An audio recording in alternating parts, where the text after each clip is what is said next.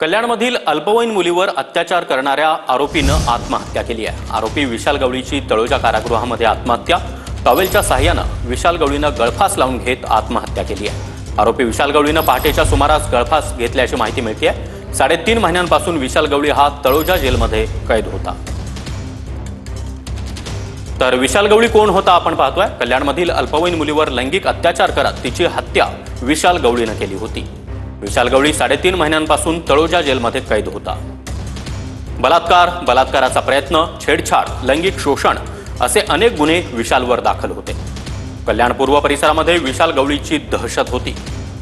विशालच्या दहशतीमुळे काही कुटुंबांनी स्थलांतर केल्याची देखील माहिती समोर आली होती। विशाल गवळी या विकृताला राजकीय वलय होतं अशी देखील माहिती मिळते।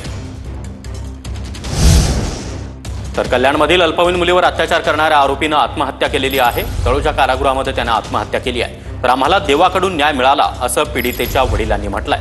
आरोपीच्या दोन्ही भावांवर कारवाई व्हावी अशी मागणी देखील पीडितेच्या वडिलांनी केली आहे। परिसरामध्ये दहशत निर्माण करत असून आम्हाला भीती वाटते असं देखील पीडितेचे वडील म्हणाले।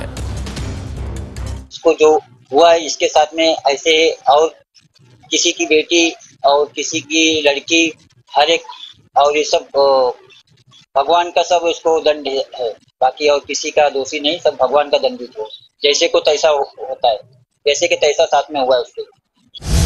दरम्यान अक्षय शिंदे सारखीच विशाल गवळीची हत्या करण्यात आल्याचा आरोप आरोपी विशाल गवळीच्या वकिलांनी केलाय। आरोपी विशाल गवळीच्या वकिलांनी अत्यंत गंभीर आरोप केलाय। मला 100% संशय पोलीस यंत्रणेने मारले त्याला जेलात सोडले। कारण अक्षय शिंदेच्या बाबतीत पण असंच झालं होतं आणि ती भीती होती म्हणून मी न्यायालयाला अर्ज पण दिला होता जेव्हा त्याची पीसी चालू होती की अक्षय शिंदेसारखे ह्याला विशाल गवळीलाही मारतील, त्याच्यामुळे याला पोलीस प्रोटेक्शन वगैरे अजून एक्स्ट्रा ह्याच्या सुरक्षित जेवढं करता येईल तेवढं करावं म्हणून। पण त्या अर्जावर काही निर्णय झाला नाही, काय नाही। जे ह्याला सर्वस्वी जबाबदार जेल अथॉरिटीच आहे। तर आरोपीला न्यायालयाकडून कठोर शिक्षा झाली पाहिजे होती। पीडितेचे वकील नीरज कुमार यांनी हे वक्तव्य केलेलं आहे। आरोपीला फाशीची शिक्षा व्हावी यासाठी आमचे प्रयत्न सुरू होते असं देखील पीडितेचे वकील नीरज कुमार यांनी म्हटलंय। आरोपीनं आत्महत्या केली तरी आम्हाला न्याय मिळालाय असं देखील नीरज कुमार म्हणाले।